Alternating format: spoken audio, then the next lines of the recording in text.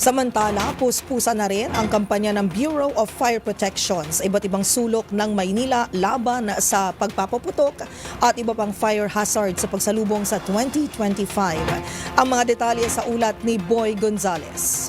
Nag-iikot ang mga tauhan ng Bureau of Fire Protection at Fire Volunteers ngayong umaga sa ilang lugar sa lungsod ng Maynila para magpaalala laban sa panganib ng pagkaputok sa pagsalubong ng bagong taon. Ito'y bahagi ng offline paalala ng BFP para hikayatin ang publiko na huwag nang gumamit ng paputok at mag-ingat sa sunog.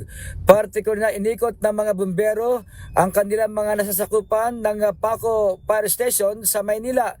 Ayon kay Fire Senior Inspector Sedpri de Guzman, bahagi ito ng patuloy na paghikayat ng gobyerno sa publiko na huwag nang magpaputok o kaya ay iwasan ang mga illegal na uri ng paputok upang makaiwas sa disgrasya. Bukod pa ito sa iba pang paalala para iwas sa panganib ng sunog dulot ng napabayaang niluluto, mga nakasaksak na gamit na appliances, gadget at iba pa. Para sa MBC TV Network News, ito si Boy Gonzales, una sa Pilipinas, una sa Pilipino.